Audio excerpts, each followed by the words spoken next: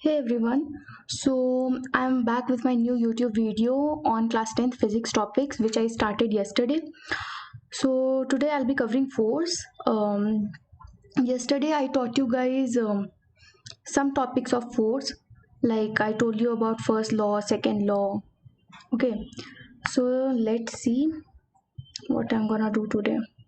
And this is day 2. As I've already told you guys that I'm going to complete 3 chapters, that is force, work, energy and power and machines, in a time span of 15 days. Actually I'll try to complete it, and this is day 2. So let's see what is today. I'm going to screen. Okay,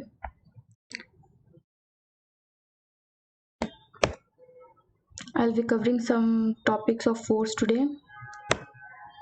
Yeah, so yesterday I've already told you what is second law, and it is like force is proportional to the rate of change of momentum. Why is it proportional to the rate of change of momentum? Let's see how is it explained here. Okay, force needed to stop a moving body depends not only on velocity but also on the mass of the body. Actually it depends on the product of both the mass and the velocity of the body. The product of mass and velocity is momentum. Okay, so this is about observation. Actually, let's say that you want to push a box. One is 10 kg and the other box is 5 kg, and you want to push it. Okay, so obviously you'll need a greater amount of force to push a box, to push a heavier box than to push a lighter box. That is obvious, right? So we all kind of know that force is directly proportional to the mass of the body. Or if we want to stop a heavier object, we need to apply a greater amount of force, right? But few of us know that force is also proportional to the velocity of the body. Okay, like how is it proportional? If you want to throw a ball, okay, both two balls which are of same mass, but you want to give different velocity to the balls. Okay, like for one, you want to give it a velocity of 10 meter per second, and the other you want to throw at a speed of 5 meter per second. Okay, so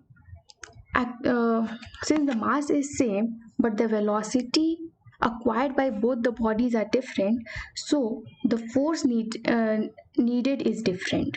Okay, for a body with 10 meter per second, you have to apply more force, a greater amount of force than to for the body of 5 metre पर second. Okay, मतलब अगर हम दो ball को फेंक रहे हैं, एक 10 मीटर पर सेकेंड से एक 5 मीटर पर सेकेंड से, दोनों का मास सेम है, लेट से 5 kg है, तो ऑब्वियसली जो 10 मीटर पर सेकेंड वाला जो बॉल होगा उसमें हमें ज़्यादा फोर्स लगाना पड़ेगा, राइट? और मास एंड वेलोसिटी के प्रोडक्ट को क्या बोलते हैं? That is called momentum. So force is directly proportional to the rate of change of momentum that we get from the second law. Okay, now, yeah, in this video a very important thing is going to happen. Actually we are going to derive F equal to ma, which we'll be using in most of our numericals, so it is really important. And this question might get asked you. Okay, it might be asked in the board exam, so follow me. F is directly proportional to delta P by delta T. Okay, what is this? This is from the second law, we already know it. And P is equal to mv, that also we know. When a force F is applied on a body for a time interval delta t, then change in momentum. If a force is applied on a body for some time, then there will be a change in momentum. Okay, because either the mass will change or the velocity will change since you have applied force. So delta P is equal to delta bracket mv. Okay, now if the mass remains constant, then obviously the change in momentum is due to the change in velocity only. If we consider mass to be constant, why are we considering mass to be constant? Because in most of the macroscopic objects, okay, uh, only in some microscopic um, if you go on a microscopic level, if we see protons, electrons, neutrons, then only there is a change in mass. But in most of the microscopic objects there will be no change in mass. Why? Because the velocity acquired by that mass will always be very, very less than the velocity of light.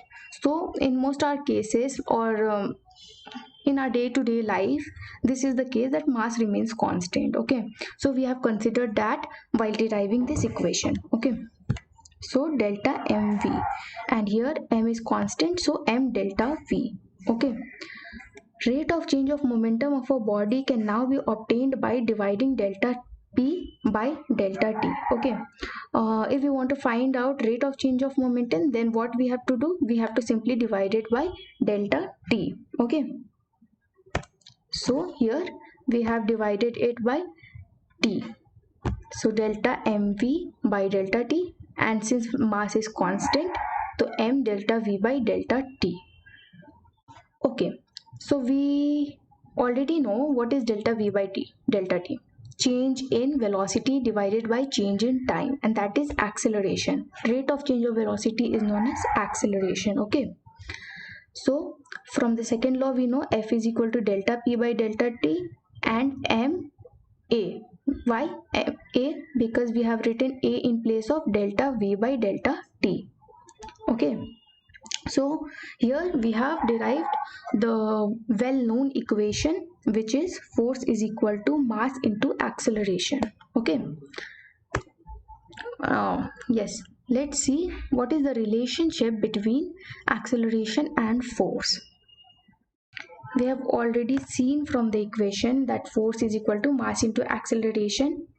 So force is directly proportional to the acceleration, or you can think it in a way that if you want to give a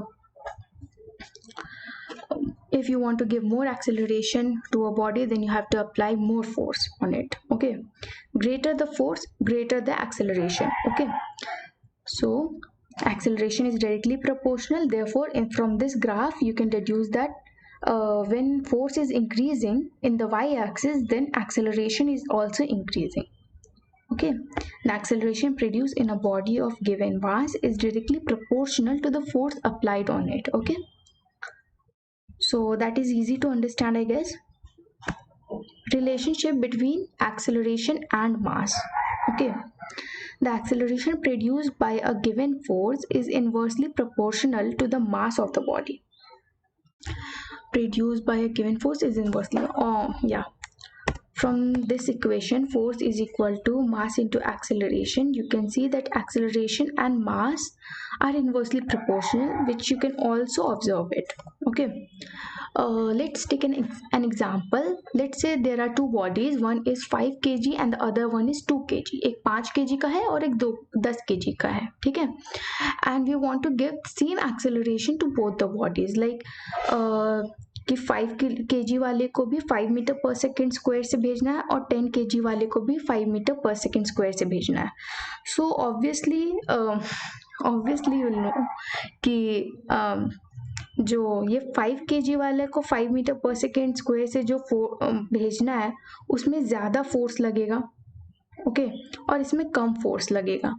ठीक है, या फिर आप ऐसे समझो कि अगर आपने दोनों मास है, दोनों 5 kg का है, एक 5 kg का, एक 10 kg का है. Okay, one is 5 kg and the other one is 10 kg, and you have applied an equal amount of force, let's say 10 Newton force on both the body.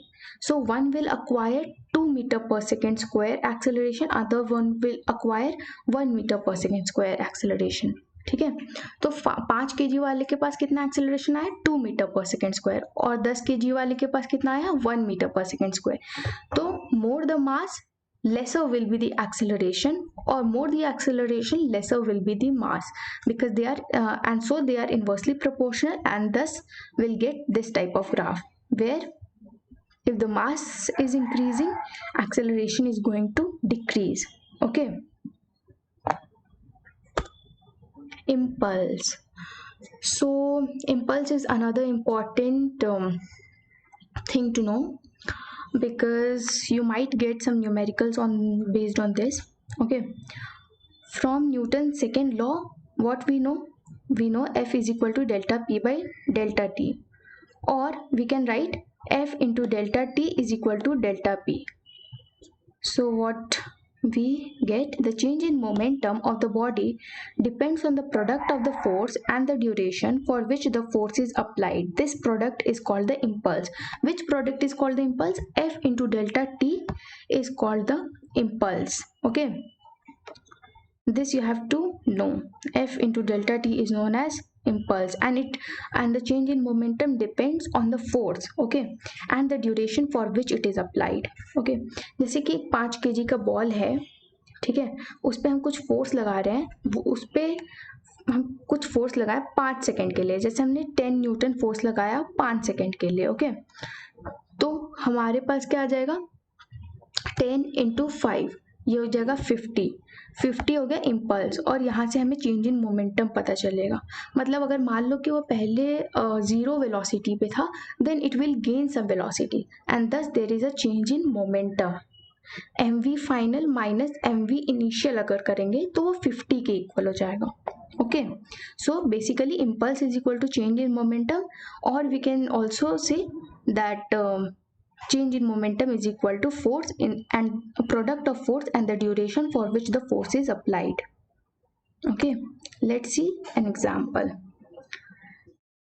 If the same force is applied on the two different bodies of different masses for the same time interval, the momentum gained by both the bodies is the same. Okay, as a result, the lighter body begins to move faster than the heavier body if initially both are either stationary or moving with the same speed. Yeah, let's say we apply a force of 10 Newton for a duration of 5 seconds, okay, on both the bodies.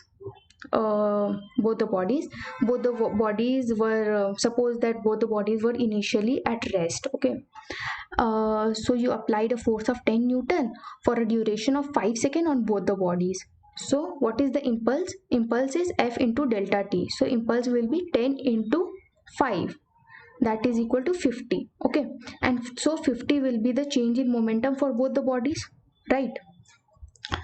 So मतलब कि अगर इसका भी change in momentum same है, दूसरे body का भी change in momentum same है, लेकिन अगर किसी का मास, दोनों का अगर मास डिफरेंट है, एक लाइट बॉडी है एक हेवी बॉडी है, okay, so the lighter body will gain more velocity than the heavier body. Why? Because the change in momentum is same. mv, product of mv is same. So since m is less for this body, v will be greater. m is more for this body, v will be less. Okay, because change in momentum is same. तो यहाँ से हमें पता चलता है impulse का. So that's the end of it. I'll share this PDF with you guys in my description. So do look for that. And again I'll say that share this video with as many students as possible, so that they can learn it at home. Okay, I'll be covering all these 3 topics in detail with numericals, with theory and everything. So you don't have to worry about like you have to go to tuition or anything like that. And I'll share the PDF also, so you'll get the notes from me. और एक और बात कि, and also do subscribe to my YouTube channel. Why subscription is important? So that you'll get notified whenever my new video comes up. Okay, and also like, share, that's all I have to say. And also do tell me in the comment section what you would want me to make a video on. Anything like any topic from till class 12, I can make a video on that topic. Okay, bye. We'll meet in the next video.